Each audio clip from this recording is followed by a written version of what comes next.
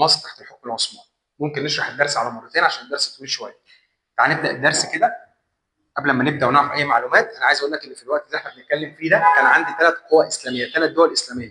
الدوله العثمانيه كانت دوله كبيره جدا وقويه جدا، كان عندي دوله المماليك في اواخر عهدها كانت بدات تضعف، وعندي الدوله الصفويه.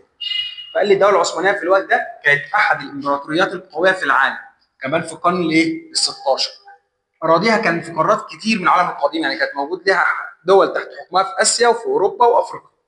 مصر كانت واحده من الدول اللي هتخضع للحكم العثماني زي ما هنشوف في الدرس ده كده. احوال مصر قبل مجيء العثمانيين كانت عامله ازاي؟ خدتها انت الوحده اللي فاتت. اتفقنا ان مصر كان بيحكمها دوله المماليك، الدوله دي كانت قويه جدا، اتصدت للمغول واتصدت للصليبيين، بس في اواخر عهدها ضعفت بسبب اكتشاف طريق الصراع الصالح. فمصر والشام تحت حكم المماليك كانوا بيعيشوا في الوقت ده فتره من اسوأ فترات الحكم. طب ليه من اسوأ فترات الحكم؟ قال لي بسبب اكتشاف طريق راس الرجاء الصالح اللي فيه تدهور اقتصادي، ان هم كانوا بيتفرض عليهم ضرائب كتير. طيب الفتره اللي كانت سيئه دي الدوله العثمانيه ساعتها كانت عامله ازاي؟ وايه علاقه العثمانيين بالمماليك في الفتره دي؟ قال العثمانيين كانوا شايفين المماليك انهم ليهم الزعامه في العالم الاسلامي. يعني ايه ليهم الزعامه يا مستر؟ يعني دوله المماليك مثلا قدرت انها تنتصر على المغول وتحمي العالم الاسلامي من المغول، ده كمان انتصرت على الصليبيين وحامت العالم الاسلامي منهم، ورجعت كل المدن اللي كانوا واخدها الصليبيين والممالك. ده كمان كدوله المماليك بيحكموا الاراضي المقدسه في الحجاز، بيحكموا المسجد النبوي، بيحكموا الكعبه. فالعثمانيين شايفينهم حاجه كبيره قوي، في احترام متبادل ما بينهم. ده مش بس كده، ده بيقول لي ان العثمانيين ساعدوا المماليك في حربهم ضد البرتغاليين بعد اكتشافهم طريق راس رجاء الصالح، بس الحرب دي للاسف المماليك اتهزموا فيها واتحطم اسطولهم. وبالتالي اللي ترتب على حرب المماليك مع البرتغاليين في معركه اسمها ديول البحريه تدمير اسطول المماليك، ضعف دوله المماليك اكتر. في الوقت اللي المماليك فيه ضعيفه خالص كده، الدوله العثمانيه كانت مالها بقى؟ الدوله العثمانيه قدرت انها تفتح القسطنطينيه، وده نصر كبير للمسلمين، والمماليك احتفلوا بالنصر ده، فده دليل العلاقه بينهم كانت علاقه وديه وعلاقه محبه. هم ساعدونا في الحرب والمماليك بيحتفلوا ان العثمانيين انتصروا وفتحوا القسطنطينيه، فاعتبروه نصر لكل المسلمين. طب امتى بقى حصل زعامه وتنافس على زعامه العالم الاسلامي؟ امتى العثمانيين حسوا ان هم المفروض هم اللي يبقوا زعماء العالم الاسلامي؟ بيقول العثمانيين الاول اصطدموا مع الدوله الصفويه وانتصروا عليها في معركه اسمها جلديران. خليك فاكر الاسم، معركه جلديران. اترتب عليها النتائج المترتبه على جلديران ان العثمانيين انتصروا على الصفويين وقضوا على الدوله بتاعتهم. في المعركه دي بقى اتدهورت العلاقه بين المماليك والعثمانيين. ليه اتدهورت العلاقه في معركه جلديران بين العثمانيين والمماليك؟ العثمانيين رايحين يحاربوا الصفويين، قالوا للمماليك ايه؟ تعالوا ساعدونا، احنا كنا بنساعدكم، انتوا بتحاربوا البرتغال. بس المماليك رفضوا المساعده، وهنا اتدهورت العلاقه بين المماليك والعثمانيين. العثمانيين حسوها ما قبلوش الموضوع ده، انت ليه ما تساعدنيش؟ فراحوا محاربين المماليك في معركتين. المعركه الاولانيه مارق دابك اللي خدوا فيها الشام، احنا عايزين مصر والشام. والمعركه الثانيه اسمها معركه الريدانيه اللي خدوا فيها مصر. تعال نبدا بمارق دابك الاول. سليم الاول بعد ما انتصر على الصفويين راح سيطر على اماره اسمها اماره ذي القادره. اماره يعني مدينه، اماره ذي القادره. طب ليه سليم الاول راح خد اماره ذي القادره؟ وايه هي اماره ذي القادره اصلا؟ اماره ذي القادره دي كانت على الحدود بين العثمانيين والمماليك، بس هي تبع حكم المماليك. طب ليه يا سليم الاول رحت خدتها؟ ما هي تبع المماليك. قال لك عشان غاراتها المتكرره على القوافل العثمانيه، اي قافله عثمانيه معديه امير ذي القادره او ولي ذي القادره بيروح يهجم عليها، وبالتالي كمان منعها من مرور امدادات الحرب التابعه للعثمانيين. العثمانيين لما كانوا بيحاربوا صفويين عايزين امدادات، فاللي كان ولي اماره ذي القادره دي بيهجم عليها. فسليم الاول قال لك بس اخلص حربي مع الصفويين وارجع اقدمه، وراح راجع مستولى على اماره ذي القادره. في حته مش علينا كده، هو بعت للمماليك، قال ساعتها حاكم المماليك قنصوة الغوري يأدبه، فقنصوة الغوري قال ده راجل كبير في السن وكده، فسليم الاول قال له طب تمام، وراح واخدها هو على طول. لما قنصوة الغوري حاكم المماليك عرف ان سليم الاول سيطر على اماره ذي القادره، راح مجمع الجيش بتاعه ورايح لبلاد الشام، وراحوا الجيشين مقابلين بعض في معركه اسمها معركه مارك دابق. مارك دابق اي معركه العثمانيين هيحاربوا المماليك العثمانيين بينتصروا، اي حاجه فيها المماليك هيتهزموا. معانا في الدرس ده والدرس الجاي اول ما تشوف كلمه المماليك ابدا لي النتيجه بهزيمه المماليك، كانوا خلاص في اخر عهدهم وضعاف جدا. فاتهزم الجيش المملوكي. سلطان سليم الاول دخل مدينه حلب من غير مقاومه، ده كمان خد كل المدن الساحليه لغايه ما وصل دمشق، يعني هو كده سيطر على الشام كلها. امراء الشام راحوا كلهم قدموا فروض الولاء والطاعه للسلطان سليم الاول، قال لك احنا مش تبع المماليك تاني، احنا معاك انت بعد كده. بدا يتحرك للشام وعايز يخلص على فين؟ على مصر. انا ضميت الشام هضم مصر واضح على دوله المماليك خالص. فبيقول لي بعد ما انتصر سليم الاول في معركه ماركو دابك، راح عرض على تومان باي. مين تومان باي ده؟ قال لك تومان باي ده اللي مسك حكم مصر بعد عمه قنصوة الغور اللي مات في المعركه. قال له اخضع عليا واخطب باسم على المنابر. يعني ايه يخطب باسمه على المنابر؟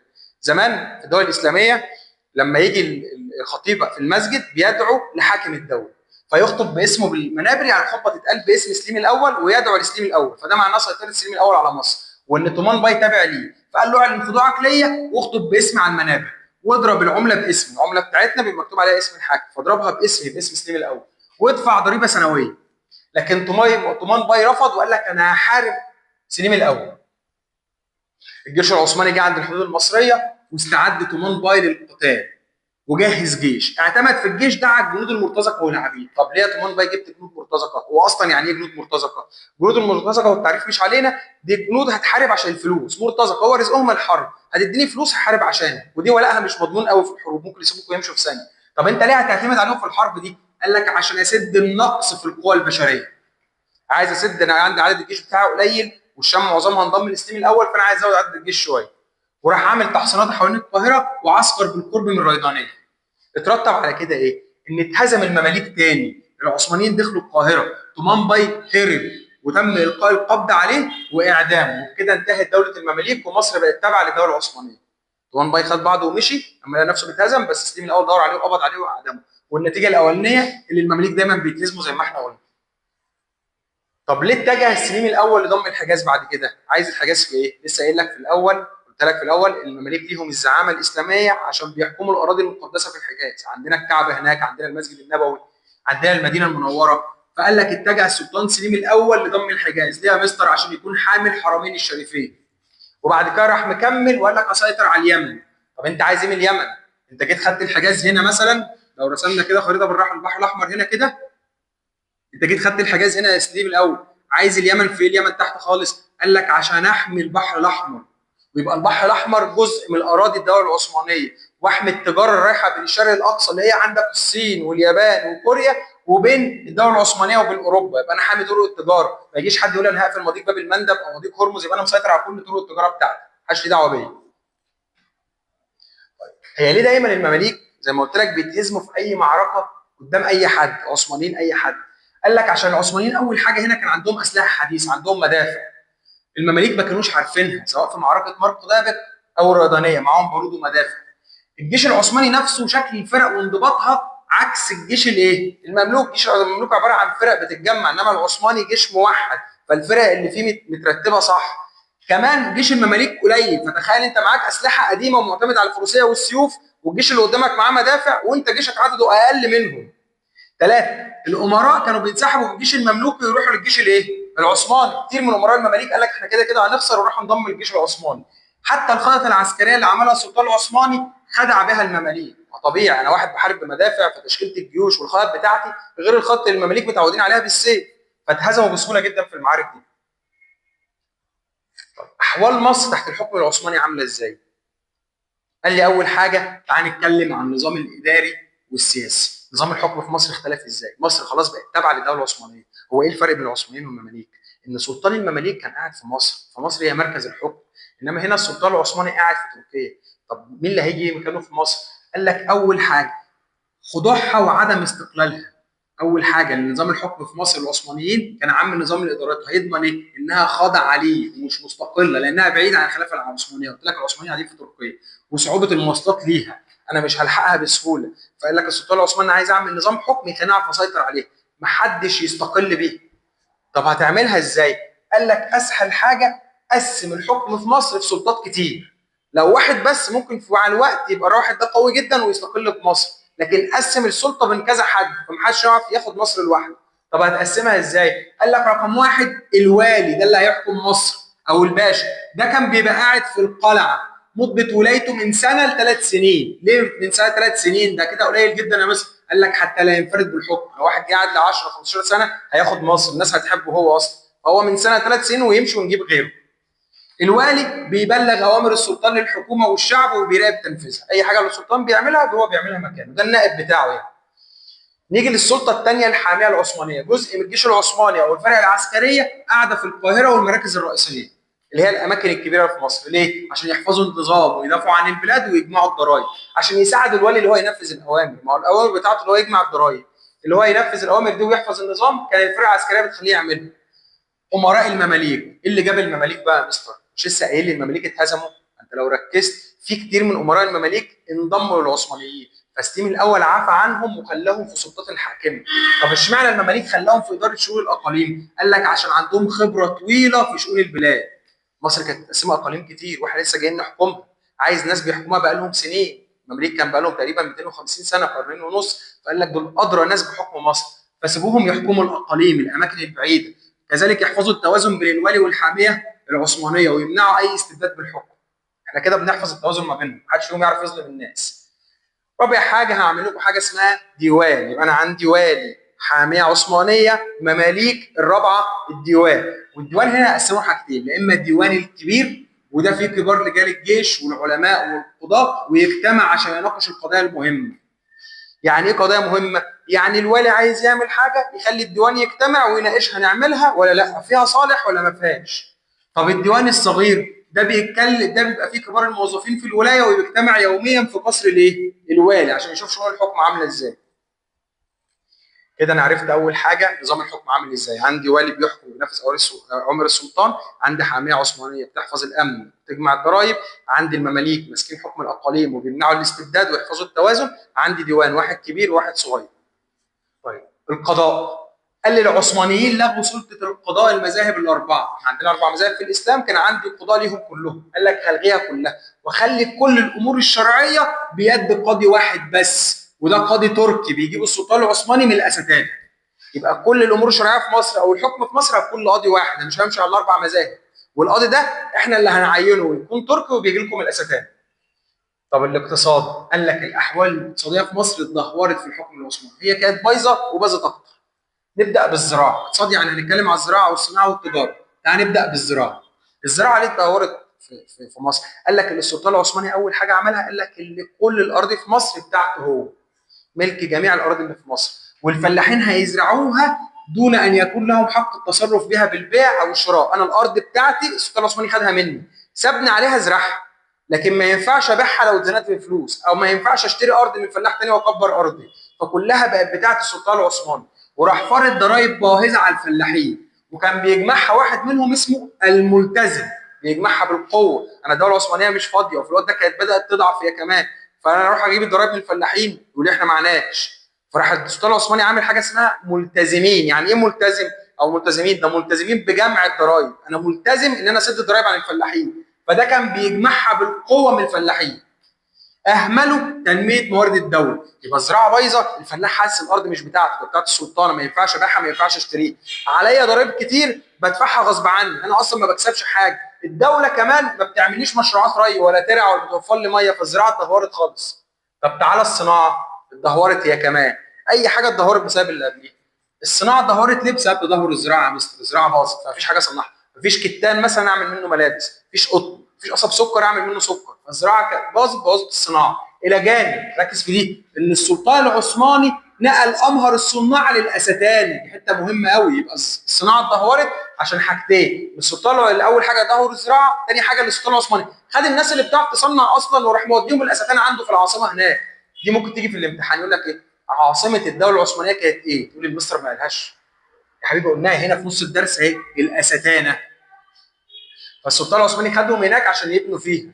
فالصناعات اللي في مصر لو جال لك هنا قال لك ما النتائج مترتبه على نقل السلطان العثماني امر الصناعه للاستانه، هتقول له بقت الصناعات اللي في مصر حرف يدويه بسيطه زي الغزل والنسيج والفخار، يدويه وبسيطه وكمان رديئه. الصناع اللي موجودين ما بيعرفوش يصنعوا كويس، واللي بيعرف يصنع كويس خدناه معانا هناك.